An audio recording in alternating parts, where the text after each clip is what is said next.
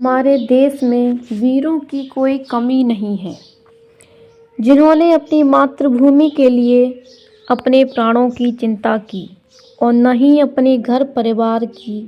कुछ इतिहास के पन्नों से आज भी हम सबके बीच जीवित हैं, लेकिन बहुत से ऐसे भी स्वतंत्रता सेनानी हुए जो इतिहास के पन्नों में सदा के लिए दब गए। आज हम जिन स्वतंत्रता सेनानी की बात करेंगे वो केवल स्वतंत्रता सेनानी ही नहीं बल्कि गरीबों के मसीहा भी थे, जिन्होंने गरीबी के लिए अपनी सारी संपत्ति न्यौछावर कर दी और खुद धन के अभाव में निधन ही गए। आखिर कौन थे गरीबों के मसीहा स्वतंत्रता सेनानी? इनके बारे में जानने से पूर्व यदि आपने अभी तक हमारे चैनल को सब्सक्राइब नहीं किया, चैनल को सब्सक्राइब करके बेल आइकन का बटन प्रेस कर दें। अब बढ़ते हैं वीडियो की ओर। गरीबों के मसीहा और स्वतंत्रता सेनानी थे कन्नड़ सदाशिवराव। इनका जन्म सन 1881 एक धनी परिवार में दक्षिण भारत के कर्नाटक प्रांत में हुआ था। राव के पिता रामचंद्र राव एक प्रसिद्ध वकील थे। रामचंद्र राव एक परिश्रमी व्यक्ति थे। उनके व्यक्तित्व का सकारात्मक प्रभाव नन्हे सदाशिव पर बाल्यकाल से ही पड़ा। बचपन से ही सदाशिवराव परोपकारी स्वभाव के थे। वे अपनी चीजें सहपाठियों को बांट दिया करते थे। मंगलूर में प्रारंभिक शिक्षा के बाद उन्होंने प्रेसिडेंसी कॉलेज मद्रास से स्नातक की पढ़ाई पूरी की और फिर बम्बई से कानून की डिग्री प्राप्त की। वह वकालत करने के लिए मंगलूर वापस आ गए, पर वकालत में अधिक दिन तक उनका मन नहीं लगा। सदाशिवराव अपने आरामदायक जीवन को त्याग कर समाज के निचले वर्ग के लिए कार्य करना चाहते थे। उनके इस उद्देश्य को पूरा करने में उनकी पत्नी शांताबाई ने उनका भरपूर साथ दिया। अपनी पत्नी शांताबाई के समर्थन से उन्होंने विधवाओं के उत्थान के लिए महिला सभा की स्थापना की। सदाशिवराव ने मंदिरों में विभिन्न जातियों पर लगाए गए प्रतिबंधों के खिलाफ सफलतापूर्वक संघर्ष किया। उनके प्रयासों के फलस्वरूप सभी को मंदिर में प्रवेश कर पूजा अर्चना करने का अवसर प्राप्त हुआ। उन्होंने अपने घर में तिलक विद्यालय खोला, जो सभी वर्गों और समुदायों के बीच बच्चों के लिए खुला था। बाद में इस प्रकार के 18 विद्यालय खोले। उन्हें बच्चों से बेहद प्यार था और गरीब बच्चों के लिए उन्होंने कई अनाथालय बनवाए।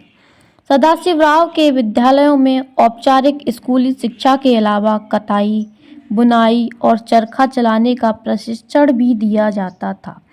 दक्षिण भारत में उनके प्रयासों के कारण चरखा चलाना बहुत लोकप्रिय हुआ। सदाशिवराव सन 1919 में राष्ट्रीय स्वतंत्रता आंदोलन में शामिल हुए। वह महात्मा गांधी से बहुत प्रभावित थे। रॉलेट एक्ट के खिलाफ असहयोग एवं सत्याग्रह करने वाले वह कर्नाटक के पहले स्वयंसेवक थे। प्रसिद्ध दांडी मार्च में वह अग्रिम पंक्ति के स्वयंसेवक थे।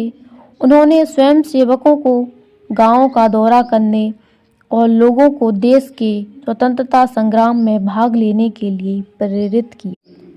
स्वतंत्रता संग्राम में अंग्रेजों के विरुद्ध आंदोलन करने के लिए कन्नड़ सदाशिवराव को 3 बार जेल की सजा हुई। उन्होंने अपने जीवन के 4 वर्ष जेल में बिताए। सन 1921 में जब वे स्वतंत्रता आंदोलन में व्यस्त थे, उस वक्त उन पर दुखों का पहाड़ टूट पड़ा। उनके इकलौते बेटे, उनकी सबसे छोटी बेटी और उनकी पत्नी की असामयिक मृत्यु हो गई। इस दुख से उबरने के लिए वह साबरमती आश्रम चले गए। साबरमती आश्रम में वह लंबे समय तक नहीं रह सके। मंगलूर के बाद प्रभावितों की मदद करने के लिए उन्हें दक्षिण भारत वापस आना पड़ा।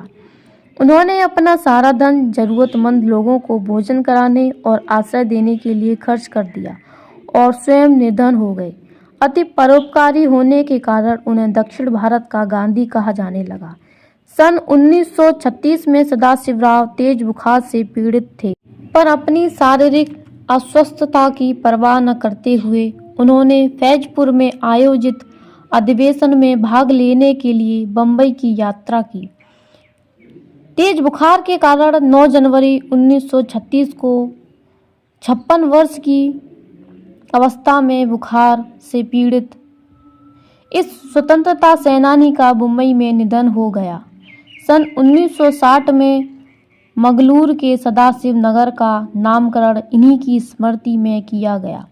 तो मित्रों, आपको हमारी बताई गई जानकारी पसंद आई है तो वीडियो को लाइक करें और ज़्यादा से ज़्यादा शेयर करें। हम ऐसे ही इतिहास के पन्नों में गुमनाम स्वतंत्रता सेनानियों की गाथा आपके सामने लाते रहेंगे। अभी तक आपने चैनल सब्सक्राइब नहीं किया, चैनल को सब्सक्राइब करके बेल आइकन का बटन प्रेस करें। मिलते हैं आपसे किसी और वीडियो